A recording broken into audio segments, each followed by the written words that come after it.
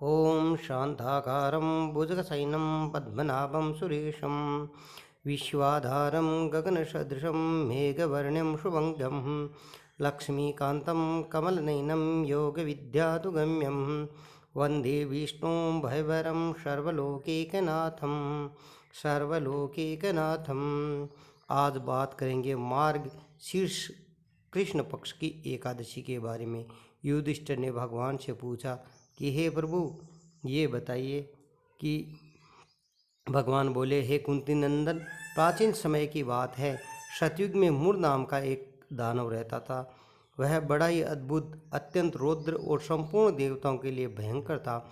उसी काल रूपी धारी दुरात्मा महासुर को इंद्र को भी जीत लिया था। संपूर्ण देवता उससे परास्त होकर स्वर्ग से निकल जा चुके थे। शंकित तथा भयभीत होकर पृथ्वी पर विचरण करने लगे। एक दिन सब देवता महादेव के पास गए और वहां इंद्र ने भगवान शिव के आगे सारा हाल कह सुनाया। इंद्र बोले हे हे हे महाईश्वर, ये देवता स्वर्ग लोक से निकल जाने के बाद पृथ्वी पर विचरण कर रहे हैं। मनुष्य के बीच रहना इन्हें शोभा नहीं देता। हे देव, कोई उपाय बताइए।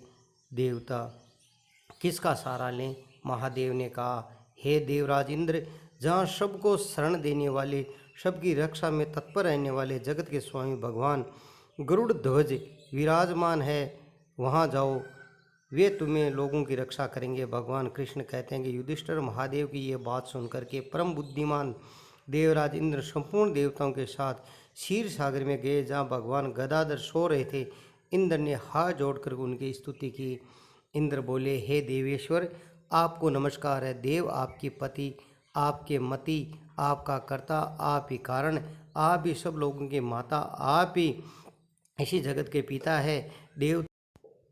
देवता और दानव आपकी ही वंदना करते हैं। पुंडरीकाक्ष, आप दैत्यों के शत्रु है। मधुसूदन, हम लोगों की रक्षा कीजिए। प्रभु जगन्नाथ, अत्यंत उग्र और स्वभाव वाले महाबली मूर नाम का एक दैत्य ने संपूर्ण देवताओं को जीतकर स्वर्ग से बाहर निकाल दिया है। भगवान शरणागत वत्सल देवता भयभीत होकर के आपकी शरण में आए हैं।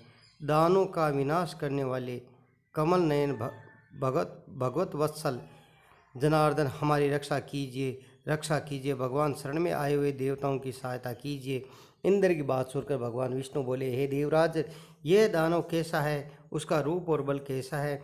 उसका दुष्ट में रहने का स्थान कहाँ है? इंद्र बोले कि हे देवराज, हे प्रभु, पूर्व काल में ब्रह्मा जी के वंश से ताल जंग नाम का एक महान असुर उत्पन्न हुआ था, जो अत्यंत भयंकर था। उसका पुत्र मूर दानव नाम का एक विख्यात है। वह अत्यंत ही उत्कृष्ट, महापराक्रमी और देवताओं के लिए भयंकर है।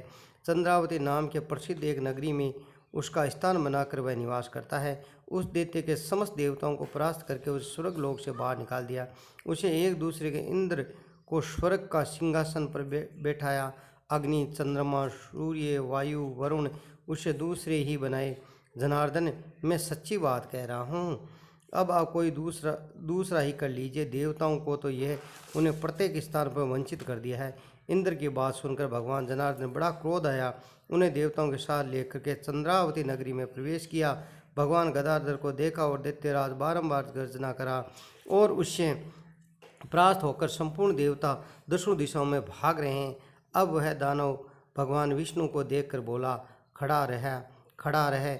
उसकी यह ललकार सुनकर भगवान के नेत्र क्रोध से लाल हो गए। वो बोले कि अरे दुरात्मा दानव, मेरी इन भुजाओं को देख। यह कहकर भगवान विष्णु ने देख और वह भगवान भगवान ने अपने दिव्य बाणों के सामने आए दुष्ट दानव को मारना आरंभ कर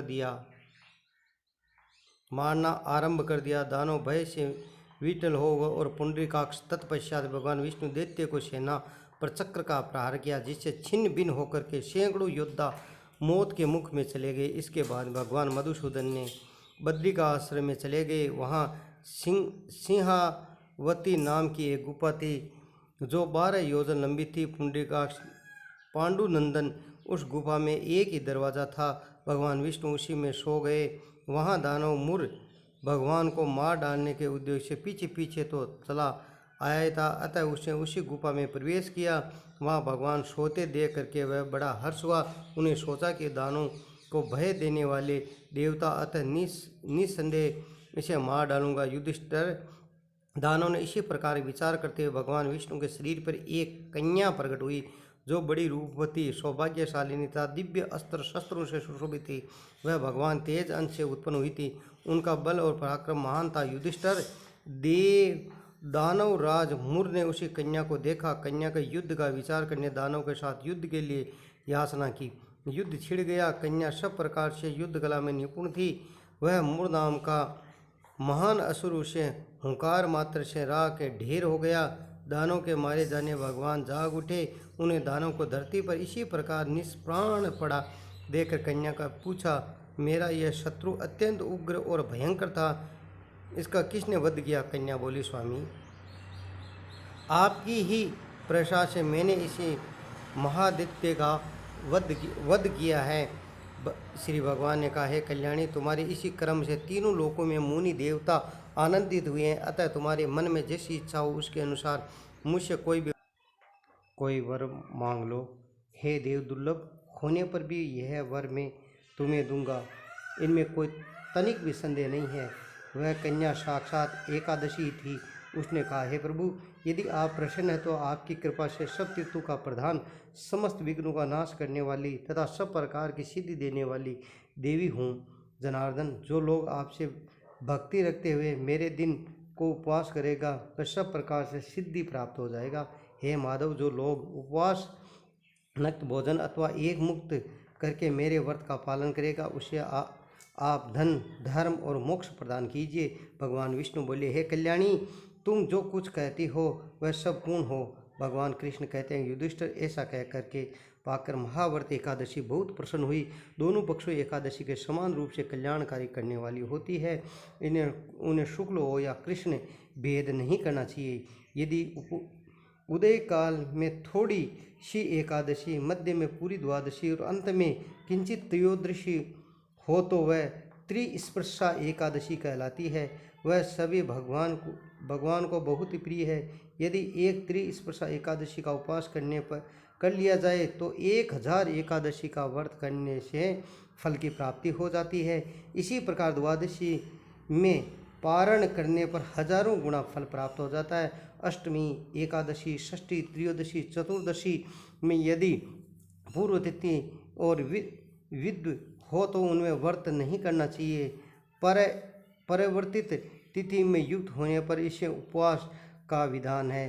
पहले दिन के और रात को एकादशी तथा दूसरे दिन केवल प्रातः काल में एक दंड एकादशी हो तो पहले तिथि में परित्याग करके दूसरे दिन की ही द्वादशी एकादशी को ही उपवास करना चाहिए। यह विधि मैंने दोनों पक्षों के एकादशी के लिए बतलाई है। जो मनुष्य एकादशी का उपवास करता है वह वैकुंठ धाम में चला जाता है, जहाँ साक्षात भगवान गरुड़ ध्वज विराजमान रहते हैं। जो मानव हर समय एकादशी के महात्म्य का पाठ करता है उसे 1000 गोदान के पुण्य की फल प्राप्त हो जाती है। जो दिन या रात में भक्तिपूर्वक इसी महात्म्य का श्रवण करता है वे निश्चित ही ब्रह्म हत्या आदि पापों से मुक्त हो जाता है। एकादशी के समान पापनाशक व्रत कोई दूसरा नहीं है। बोले एकादशी महारानी की जय हो, लक्ष्मी नारायण भगवान है की जय हो।